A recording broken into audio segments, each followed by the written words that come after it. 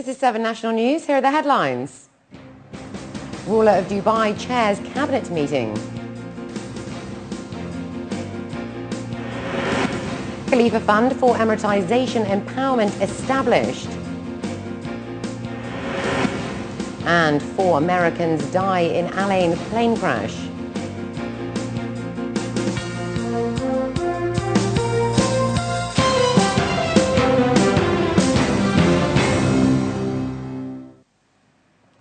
And in our top story, improving government services rendered to the public and developing institutions were among the topics discussed at Saturday's cabinet meeting, chaired by His Highness Sheikh Mohammed bin Rashid Al Maktoum, Vice President and Prime Minister of the UAE and ruler of Dubai.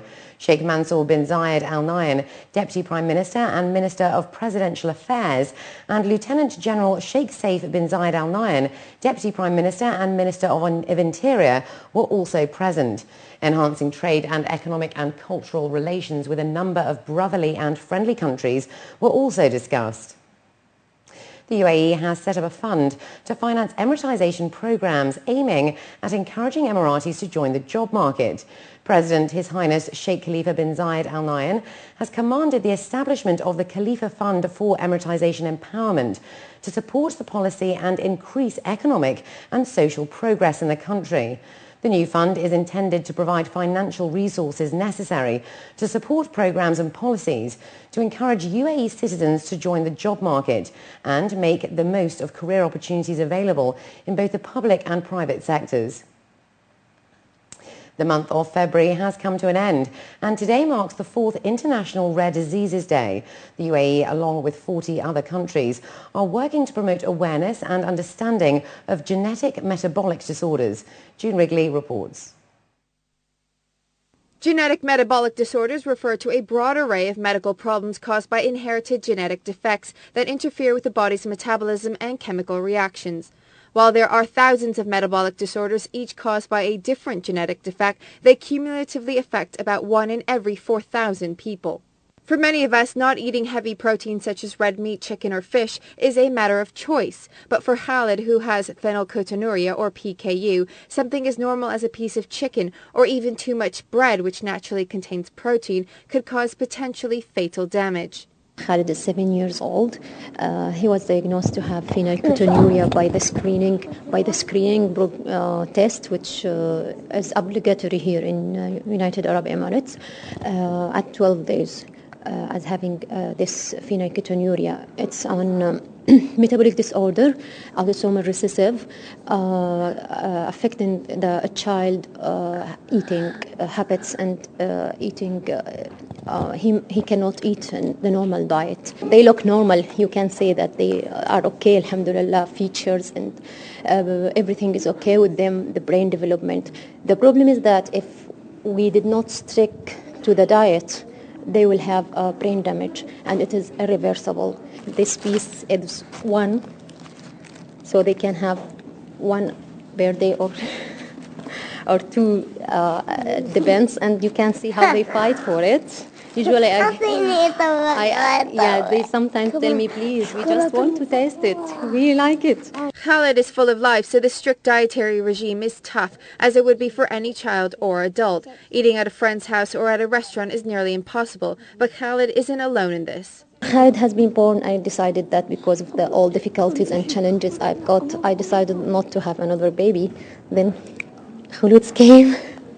And she was also found to be phenylketonuria also.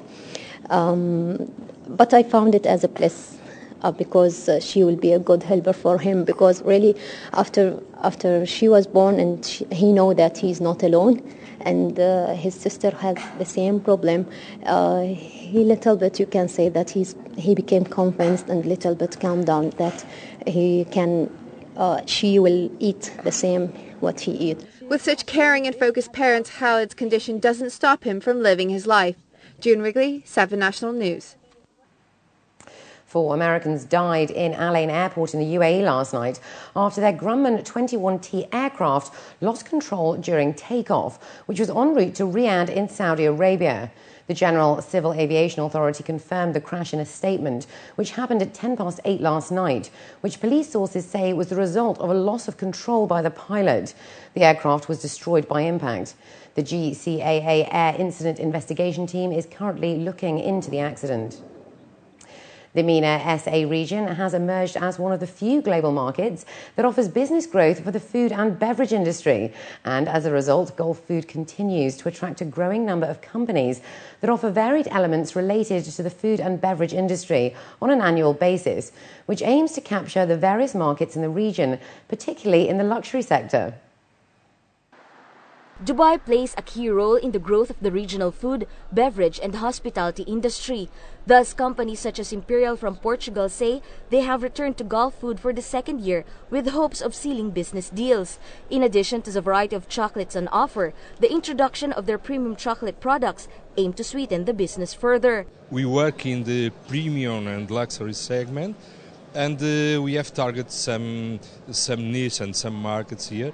Because we believe in our quality and a very good image that actually we are doing also in 31 countries in the world, from the United States to Japan to South Africa to everywhere.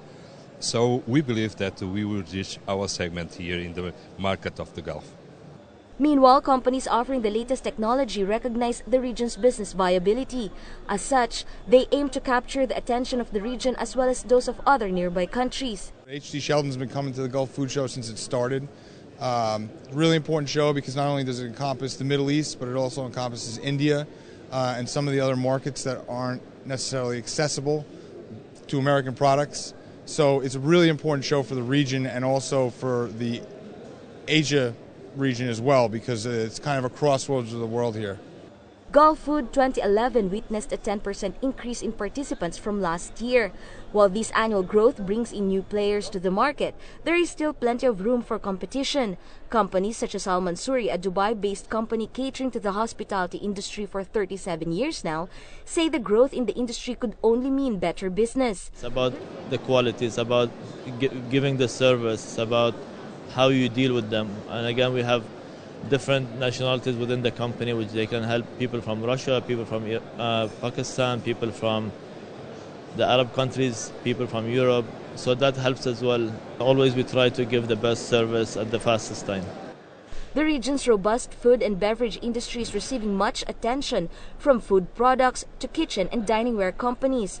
With Gulf Food a strictly trade-only event, various elements of the food and beverage industry are widely present. Each one aims to get their slice of the thriving business, not only from the GCC and the Middle East, but in the other regions as well. Khadija Sali, 7 National News.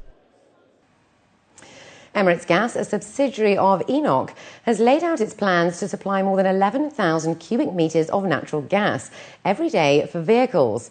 According to local reports, 2 mother stations will be located on opposite sides of the city, connected to an existing natural gas pipeline. As the pipe's infrastructure is limited, the company will develop smaller daughter stations that will be refueled with gas via tankers.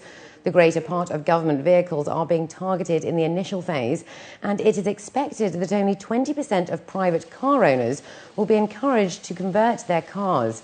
Phase 2, due to commence in 2016, will see Emirates Gas deliver 6 mother stations, 19 online stations and 11 daughter stations. The Middle East and GCC regions are among those currently developing their railway systems, especially in the case of the UAE, who are developing a 1,500-kilometre freight and passenger network to connect the Emirates, expected to begin operations by 2017.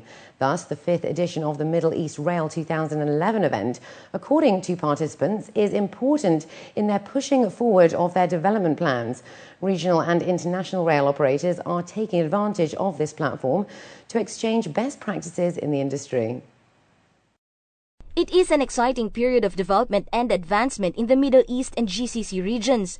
To date, there is $108 billion worth of rail projects under review and tender.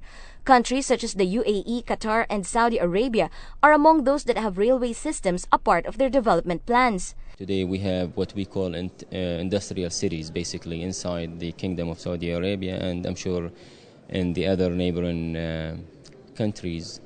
Just think of the efficiency of moving goods back and forth, connecting industrial cities with ports, airports, and what have you. So there are definitely lots and lots of benefits, and we're definitely looking into this. Industry insiders say the GCC Rail Network Committee is already into advanced discussions to standardize and regulate the freight project. Experts say the key to realizing this is cooperation. It's very important over here for all countries to get together, decide on the design and the network that they want. Where do the people want to move to?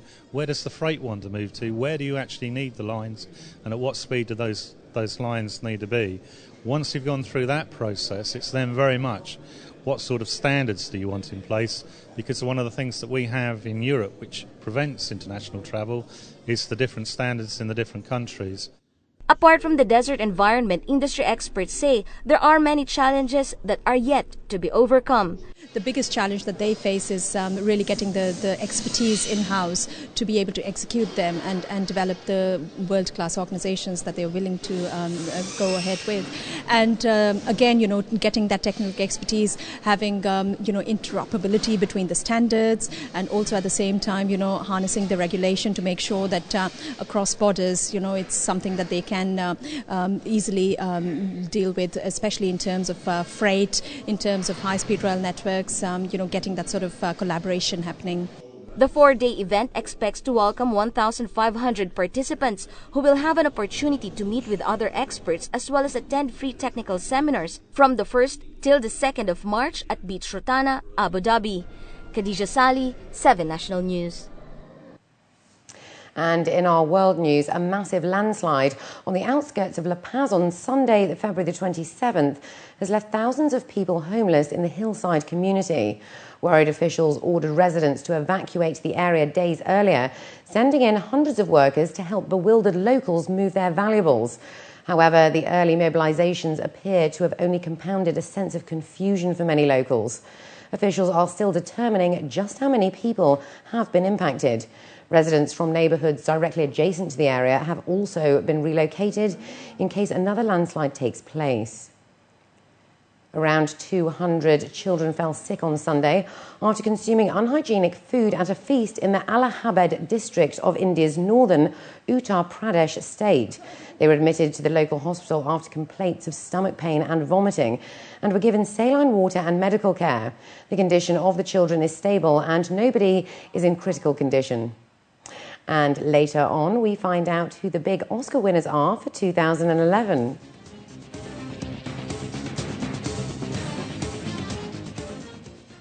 But up next, Linda Berenger has the day's business news.